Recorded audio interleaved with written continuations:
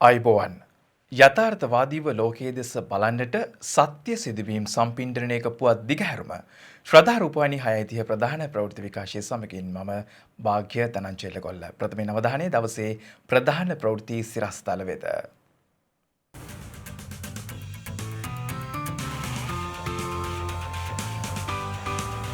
ගුවන් තොටුපළ විවෘත කිරීමෙන් පසු දිනකට සංචාරකයින් 300ක් ගෙන්වන්නට අවසර.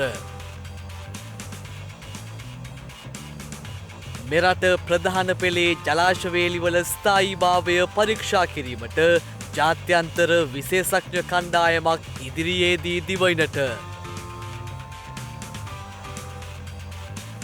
සැබෑ වූ මොරගහවැව දරුවන්ගේ සිහිනය. වසර 397කට පසු හෙට දිනයේ ග්‍රහසු සංයෝගයක්. ඉන්දියාවේ කොවිඩ් ආසාදිතයින් කෝටිය පනී.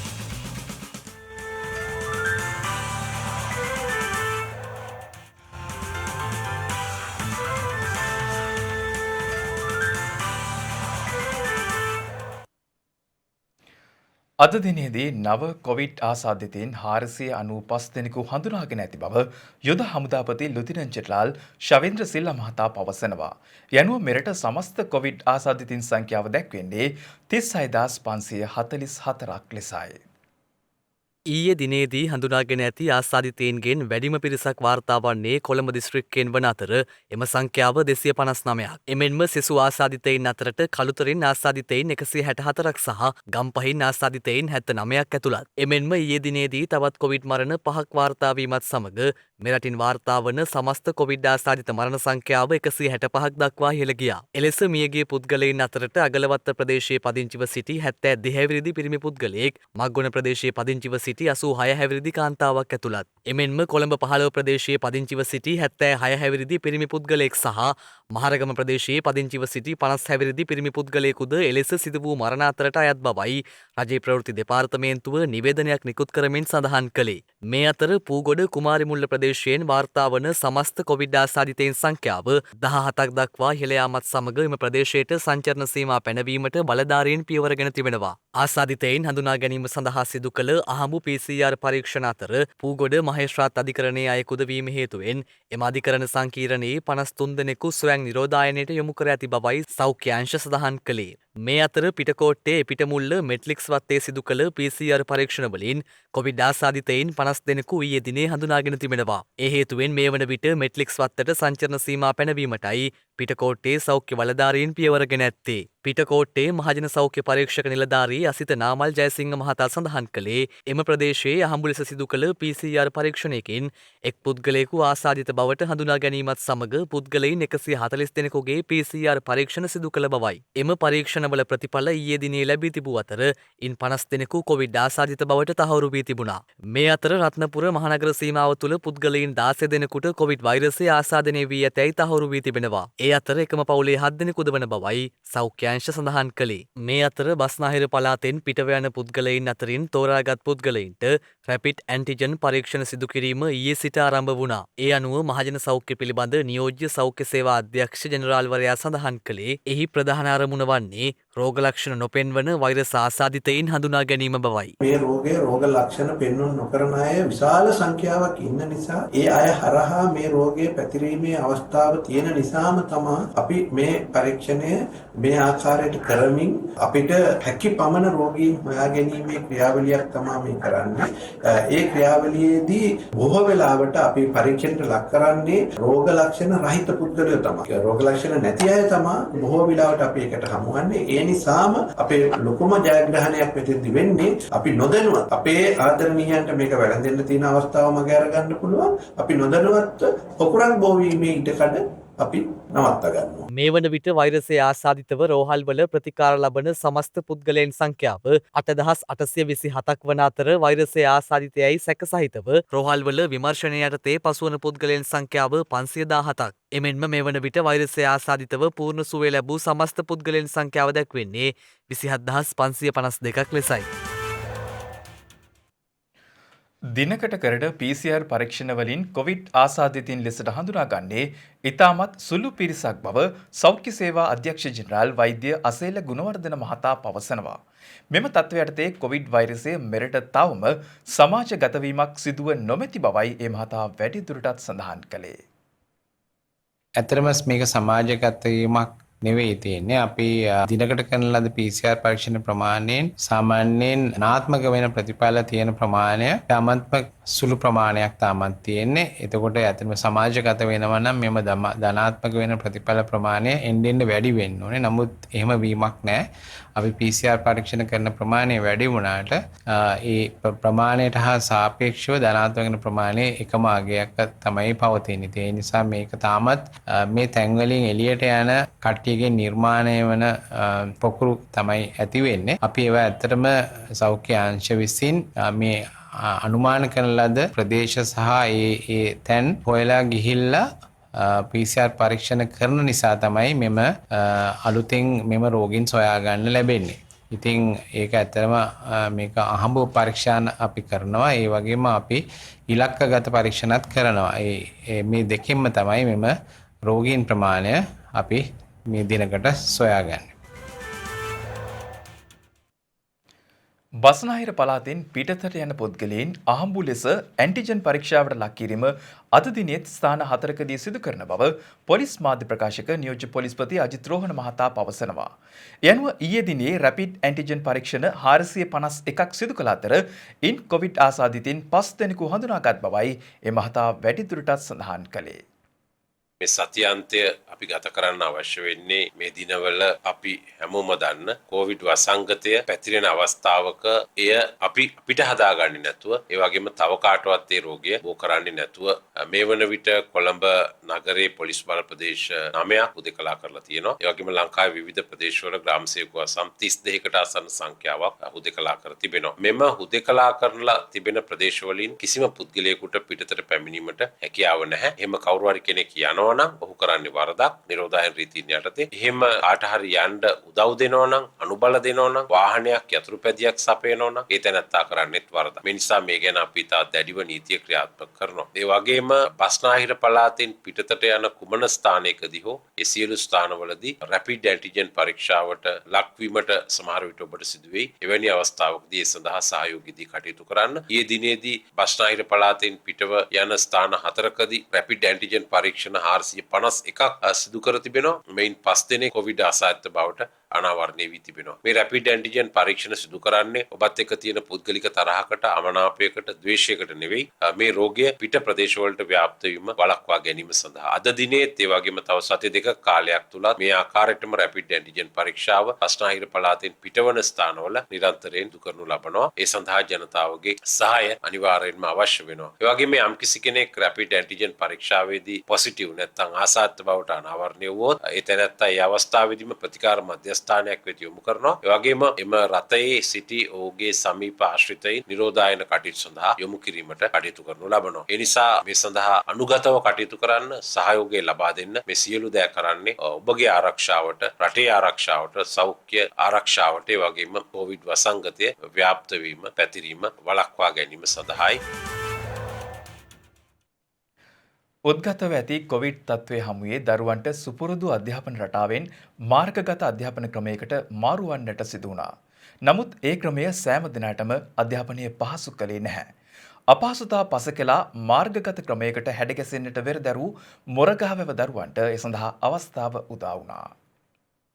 නවගත්තේ ගම මොරගහකන්ද ගම්මානයේ දරුවන්ට තම මාර්ගගත අධ්‍යාපනය හරහා දැනුම ලබා ගැනීමට දෛනිකව අඩි 60කට වැඩි උසකින් යුත් මොරගහවැව ජල ටැංකිය මතට නගින්නට සිදු වුණා. ඒ අවශ්‍ය අන්තර්ජාල පහසුකම් ලබා ගැනීම වෙනුවෙන් ගෙදර ඉඳලා අපට ඔන්ලයින් ක්ලාස් යන්න බෑ. සිග්නල් ප්‍රශ්න තියෙන නිසා අධ්‍යාපනයෙන් ඉහළ යන්නටත් අපට බාධක වෙලා තියෙනවා මේ සිග්නල් ප්‍රශ්නේ.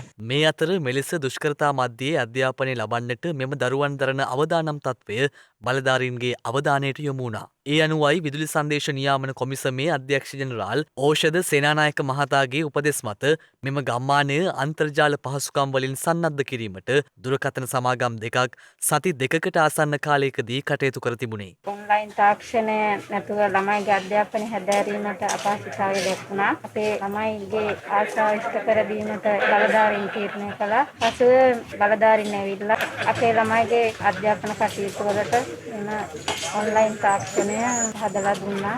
මෙහිදී මොරගහවැව ගම්මානය කේන්ද්‍ර කර ගනිමින් ජල ටැංකිය මුදුනේ රුපියල් කෝටියකට ආසන්න මුදලක් වැය කරමින් sannivedana පද්ධතියක් ආරම්භ කළ අතර ඒ සමගම මොරගහවැව දන්ගස්වැව විද්‍යාලයේ දරුවන්ට රුපියල් ලක්ෂ 50කට ආසන්න වටිනාකමකින් යුත් අධ්‍යාපන sannivedana පද්ධතියක් ලබා දීමද සිදු කෙරුණා. අද සිග්නල් ප්‍රශ්නේ විසඳලා දුන්නා. ගොඩාක් සතුටුයි. මේ ඉන්ටර්නෙට් පහසුකම් අපගේ වැඩිදුර අධ්‍යාපනය සඳහා මෙවලමක් ලෙස භාවිත කරන්න බලාපොරොත්තු වෙනවා.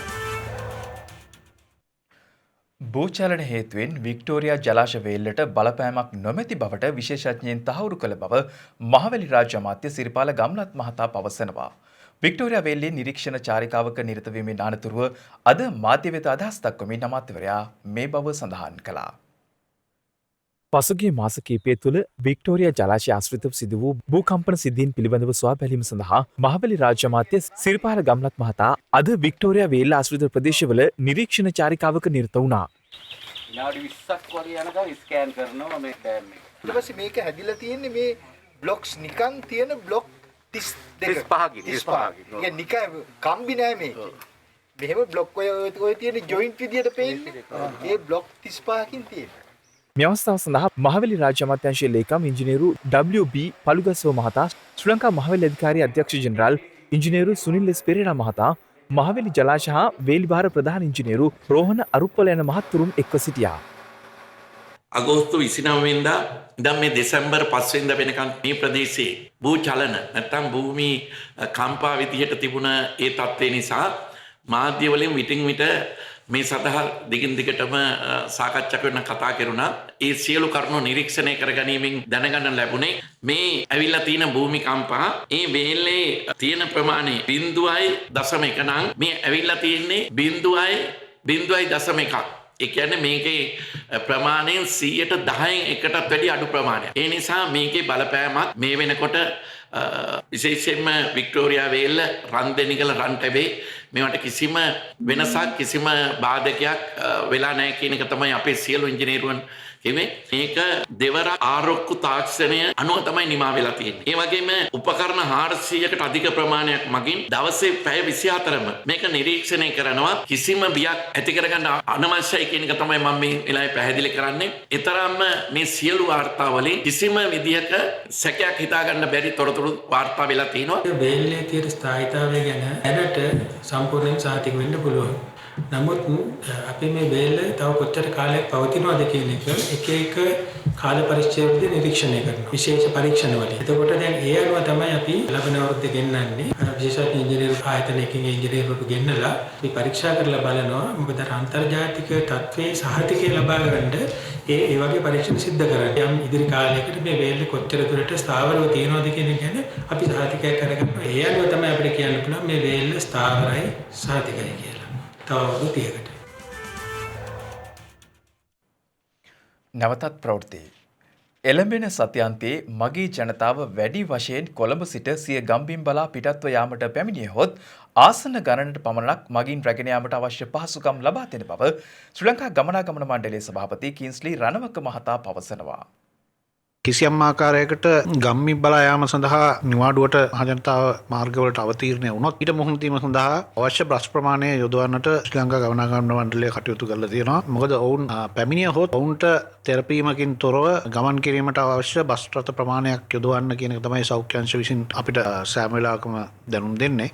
ඒ අනුව අපි බලාපොරොත්තු වෙනවා සියලුම ඩිපෝවල කළමනාකරුවන්ට මේ වන විටත් දැනුම් දීලා තියෙනවා. දුර ගමන් සේවා සඳහා බස් රථ සූදානම් කරගන්න විදියටත් අවශ්‍ය රියදුරු සහ කොන්දොස්තර මහත්වරුන් ඩිපෝවල රඳවා ගන්නටත් අපි ඔවුන්ට උපදෙස් ලබා දීලා තියෙනවා. ඒ අනුව මහ ජනතාව මගී ආසන සංඛ්‍යාවට ගෙන යාමට පමණක් හැකි වෙන පරිදි තමයි අපි සැලසුම් කරන්නේ. ලංගම බස් රථයක ගියපු කෙනෙක් ලංගම බස් රථයෙන් කොවිඩ් ආසාදිත වුණොත් අපි අරමුදලක් පිටවලා තියෙනවා. ඒ අනුව ඔවුන්ට මුදල් ගෙවීම කිරීමක් කරන්නට අපි යෝජනා කරලා අපි ඒක ගිය පාර ඉදිරිපත් කරා. එසේ ආසාදිත වුණොත් රුපියල් 10000කුත් කිසියම් ආකාරයකට එවැනි පුද්ගලෙක් මිය ගියොත් රුපියල් 50000කුත් දෙන්න අධ්‍යක්ෂක මණ්ඩලය විසින් තීන්දුව කළා අනුමැතිය ලබා දීලා තියෙනවා. ඒක ඒ ආකාරයෙන්ම ක්‍රියාත්මක වෙනවා. මේ අවස්ථාවේදී ජනතාවගෙන් ඉල්ලා සිටින්නේ සෞඛ්‍ය අංශ විසින් දැනුවත් කරන ලද ආකාරයට හැකිතාක් අනවශ්‍ය ගමන් බිමන් යාමෙන් වැළකීලා මේ COVID-19 වෛරසය ව්‍යාප්ත වීම වැළැක්වීම සඳහා තමන් සිටින ස්ථානවලම ඒ ආකාරයට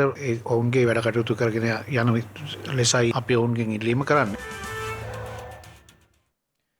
වසර 397කට පසු හෙට දිනේ ග්‍රහ සුසංයෝගයක් සිදුවන බව කොළඹ විශ්වවිද්‍යාලයේ භෞතික විද්‍යාංශයේ තාරකා විද්‍යා හා අභ්‍යවකාශ විද්‍යා ඒකකයේ අධ්‍යක්ෂ මහාචාර්ය චන්දන ජයරත්න මහතා පවසනවා. ඒ අනුව සෙනසුරු හා බ්‍රහස්පති යන ග්‍රහයින් දෙදෙනා ඉතාමත් ලං වී තනි ග්‍රහයෙක් ලෙසට පෙනීමට ඉඩ ඇති බවයි ඒ මහතා වැඩිදුරටත් සඳහන් කළේ. වසර 397කට පසු එනම් 1623 ජූලි 15 වෙනිදාට පසුව නැවතත් ඉතාම විරල ග්‍රහ සංයෝගයක් දෙසැම්බර් මාසයේ 21 වෙනිදා රාත්‍රී සිදු වෙනවා. මෙය බොහෝ දෙනා නත්තල් තරුව වශයෙන් හඳුන්වනවා. ඒට හේතුව සෙනසුරු සහ බ්‍රහස්පති කියන මේ යෝධ ග්‍රහයන් දෙදෙනා ඉතාම ලං වෙනවා. ඒ ලං වුණාම එක තරුවක් වගේ පේන්නටත් ඉඩ තිබෙනවා. දිත්තු තරුවක් වගේ පේන්නටත් ඉඩ තිබෙනවා.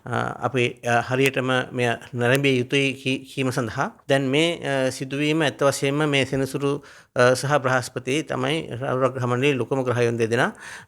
ඒ ග්‍රහයන් සූර්යගේ වටේ භ්‍රමණය වන විට ඒ අවස්ථාවේදී සෑම අවුරුදු 19.6කටම සැරයක් ඒ දෙදෙනා ලං වෙනවා වගේ පේනවා අපිට. එම නිසා විරලයි. එසේ වුවත් මේ අවස්ථාව ඊටාම විරලයි. නිසාදයක් මෙය ඊටාම කිට්ටු වෙනවා. විශේෂයෙන්ම කලා 6.1ක් තරම් කිට්ටු වෙනවා. අංශකින් 10න් පංගුවක් පමණ. ඒ නිසා ග්‍රහලෝක දෙක එකක් වශයෙන් පේන්නට තමයි අපි බලාපොරොත්තු වෙන්නේ.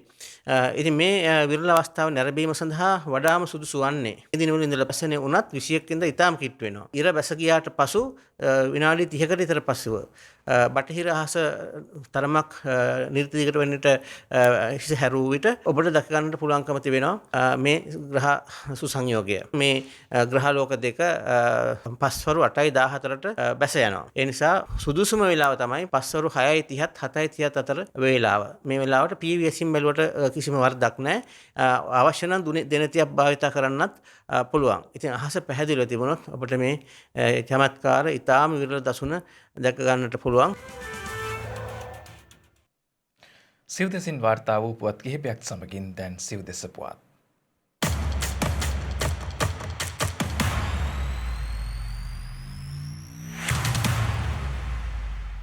බස්නාහිර පළාතේ පාසල් යළි විවෘත කිරීම පිළිබඳ අවසන් තීරණය ලබන සඳුදා ප්‍රකාශයට පත් කරන බව අධ්‍යාපන අමාත්‍යාංශය පවසනවා. එහි ලේකම් මහාචාර්ය කපිල පෙරේරා මහතා සඳහන් කළේ ඒ සම්බන්ධ තීරණය අධ්‍යාපන අමාත්‍ය මහාචාර්ය ජී.එල්. පීරිස් මහතා විසින් ප්‍රකාශයට පත් කර නැති බවයි. කොරෝනා මර්ධනයත් සමග බස්නාහිර පළාතේ පාසල් විවෘත කර පවත්වාගෙන යන ආකාරය පිළිබඳව මේ දිනවල සෞඛ්‍ය බලධාරීන් සමග සාකච්ඡා පවත්වන බවද ලේකම්වරයා සඳහන් කළා. ඒ අනුව බස්නාහිර පාසල් තවදුරටත් වසා තබනවාද නැද්ද යන තීරණය ලබන සඳුදා දින ප්‍රකාශයට පත් කරන බවයි අධ්‍යාපන අමාත්‍යාංශයේ ලේකම්වරයා වැඩිදුරටත් සඳහන් කළේ. ලබන 26 වනදා සිට දෛනිකව විදේශීය සංචාරකයින් 300ක් මෙරටට ගෙන්වා ගැනීම සඳහා සෞඛ්‍ය බලධාරීන්ගේ අනුමැතිය ලැබී ඇතැයි සංචාරක සංවර්ධන අමාත්‍යාංශය පවසනවා. එහි ලේකම් සිරිපාල හෙට්ටිආරච්චි මහතා සඳහන් කළේ මේ පිළිබඳව ඊයේ දිනේ කොවිඩ් රෝග මර්ධන රාජ්‍ය අමාත්‍ය විශේෂඥ වෛද්‍ය සුදර්ශනී ප්‍රනන්දුපුල්ලේ මහත්මිය සමග සාකච්ඡා පැවැත් වූ බවයි. එහිදී උපදෙස් ලබා දී ඇත්තේ දිවයිනට පැමිණෙන සංචාරකයින්ට PCR පරීක්ෂණ දෙකක් සිදු කර දින 14ක් නිරෝධායනෙන් පසු සීමිත සංචාරක කලාපයක් තුළ සංචරණයට පහසුකම් සැලසීමටයි. අදාළ දින 14ක කාලය හෝටල් තුළදී ගත කිරීමට පහසුකම් සැලසෙන බවයි ලේකම්වරයා සඳහන් කළේ. විදේශීය සංචාරකයින්ගේ PCR පරීක්ෂණ පෞද්ගලික අංශයේ ප්‍රමිතිගත රෝහල් හරහා සිදු කරනු ඇති. මෙම වැඩපිළිවෙල යටතේ ලොව ඕනෑම රටක සංචාරකයින්ට රජයේ සෞඛ්‍ය මාර්ගෝපදේශ යටතේ මෙරටට පැමිණීමේ හැකියාව පවතින බවයි ඔහු සඳහන් කළේ. මධ්‍යම සංස්කෘතික අරමුදලට අයත් සියලුම කෞතුකාගාර හෙට සිට දේශීය සහ විදේශීය සංචාරකයින් සඳහා විවෘත කරන බව මධ්‍යම සංස්කෘතික අරමුදල පවසනවා. කොවිඩ් වසංගත තත්ත්වය හේතුවෙන් මෙම කෞතුකාගාර පසුගිය සති කිහිපය තුළදී වසා දැම තිබුණා. කෙසේ වෙතත් ඉදිරියේදී සංචාරකයින් සඳහා ගුවන්තොටුපළ විවෘත කරන බැවින් මෙලෙස පොළොන්නරුව, සීගිරිය, කතරගම, ගාල්ල, මහනුවර සහ අනුරාධපුර යන ප්‍රදේශවල පිහිටි මධ්‍යම සංස්කෘතික අරමුදල යටතේ පාලනය වන සියලුම කෞතුකාගාර සෞඛ්‍ය නිර්දේශ යටතේ හෙට විවෘත කිරීමට නියමිත බවයි මධ්‍යම සංස්කෘතික අරමුදල වැඩිදුරටත් සඳහන් කළේ.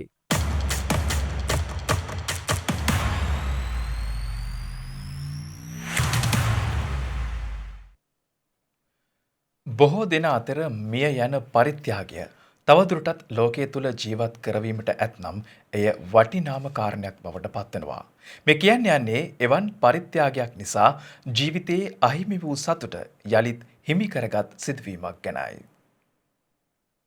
බොහෝ මිනිසුන් දුකට හඬද්දී තවත් මිනිසුන් සතුටේදී අඬනවා. ඒ නිසාම දුක සහ සතුට අතරේ තියෙන්නේ ගොඩක් සමීප සම්බන්ධයක්. ඒ වගේ අම්මා කෙනෙක් සතුටට අඬන අතරේ තවත් අම්මා කෙනෙක් දුක් වුණු සංවේදී කතාවක් මේ.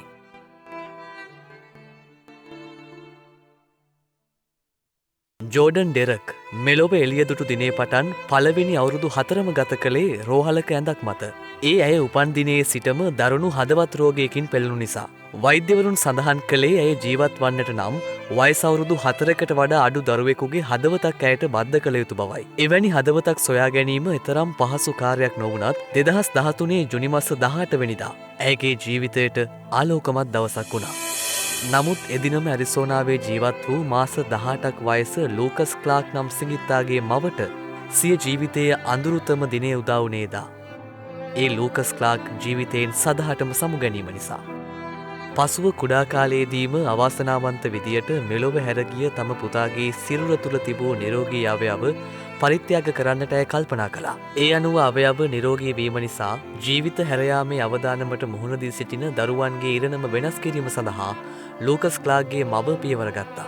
ඒ අම්මගේ උතුම් ක්‍රියාව නිසාම මේ ලෝකයේ තවත් අම්මලා 3 දෙනෙකුට තම දරුවන් පිළිබඳ අලුත් බලාපොරොත්තු ඇති කරගන්න පුළුවන් වුණා. ඒ අම්මලා අතරේ ජෝඩන් ඩෙකර්ගේ මවද සිටියා. අකාලේ මෙලොව හැරගිය ලූකස් ක්ලාක්ගේ හදවත අන්තිමට ජෝඩන්ට බද්ධ කළා. ඉන්පසු සැත්කමෙන් වසර 3කට පසු සංවේදී සිදුවීමක් සිදු වුණා. මේ අම්මලා දෙන්න අවුරුදු 3කට පසු එකට මුණ ගැසුණා. අඳුර මැද තනිවුණු වසර 3ක කාලයක් මියගිය තම පුතාගේ මතකය තුළ ජීවත් වූ ලූකස් ක්ලාක්ගේ මවට එදින තම පුතාගේ හදවත ගැහෙන රාවය ජෝඩන්ගේ පපුව මගින් අසන්නට ලැබුණා.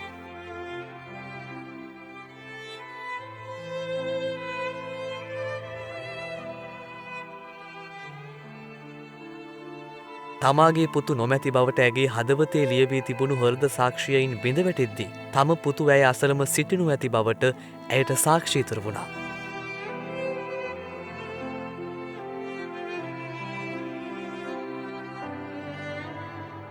පරිත්‍යාගයේ ජීවිතයට කොයි තරම්නම් ආශිර්වාදයක්ද යන්න මියගිය සමහර කාරණා තුලින් පවා මනාව පැහැදිලි කරනු ඇති.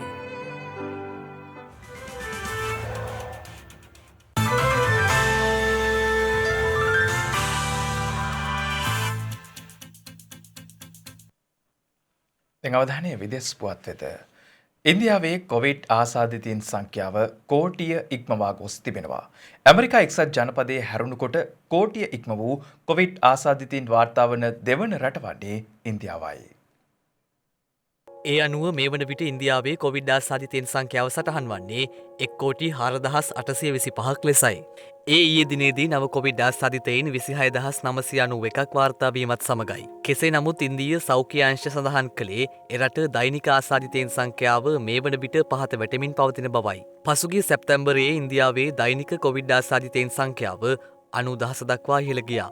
එමෙන්ම ඊයේ සිදු වූ කොවිඩ් මරණ 342ත් සමගින් ඉන්දියාවේ කොවිඩ් මරණ සංඛ්‍යාවද 1,45,170ක් දක්වා ඉහළ ගොස් ඇති බවයි විදේශ මාධ්‍ය වාර්තා කරන්නේ. ලබන වසරේ ජනවාරියේ සිට ඉන්දියාව තුළ කොවිඩ් එන්නත් කරන වැඩසටහන ආරම්භ කිරීමට නියමිතයි.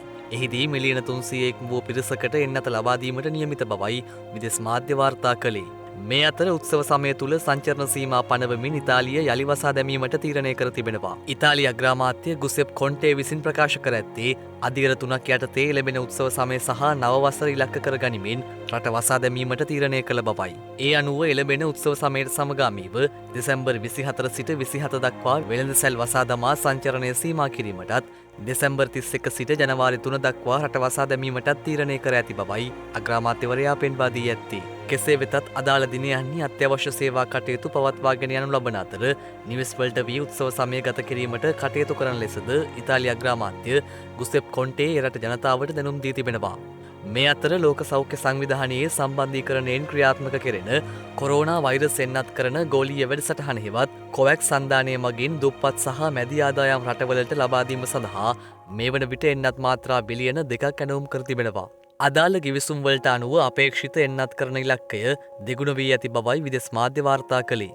ලෝක සෞඛ්‍ය සංවිධානයේ එන්නත් කරන වැඩසටහන ලබන වසර මුලදී ආරම්භ කිරීමට නියමිතයි. එහිදී ලබන වසර තුල පමණක් ලොව පුරා කුඩා සහ මැදි ආදායම්ලාභී රටවල් 92ක් සඳහා කොරෝනා එන්නත් මාත්‍රා බිලියන 1.3ක් බෙදා හැරීමට අපේක්ෂා කරන බවයි ලෝක සෞඛ්‍ය සංවිධානය ප්‍රකාශ කර ඇත්තේ.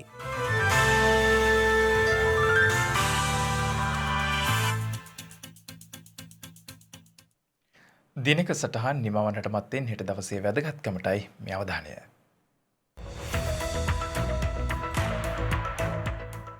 හෙට දෙසැම්බර් මස 20 වනදා අමරපුර ශ්‍රී කල්යාණි පාර්ශවයේ මහානායක දුරන්දර ශ්‍රී ලංකා අමරපුර මහා සංඝ සභාවේ මහෝපාධ්‍යාය මහමෙවුනාව භාවනාසපු සංචිතේ මහෝපාධ්‍යාය කල්යාණි වංශ කීර්තිශ්‍රී විපස්සනා කම්මට්ටානාචාර්ය අතිපූජ්‍ය දොඩම්පහළ චන්දසිරි මාහිමිපාණන් වහන්සේ ජන්මලාභය ලබා ඇත්තේ 1939 දෙසැම්බර් මාස 20 වන දිනයි.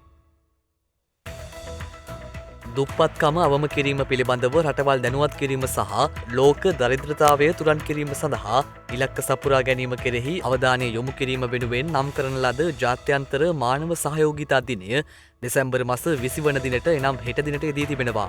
එම දිනය 2005 දී එක්සත් ජාතීන්ගේ මහා මණ්ඩලය විසින් නම් කර ඇත්තේ.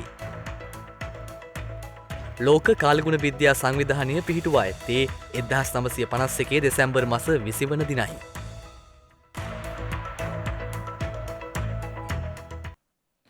ඒත් සමගින් ශ්‍රද්ධාරූපවාහිනී 6:30 ප්‍රධාන ප්‍රවෘත්ති විකාශය නිමවට පත්වෙනවා. හමුවෙමු හෙටත් සවස 6:30ට. තෙරුවන් සරණයි.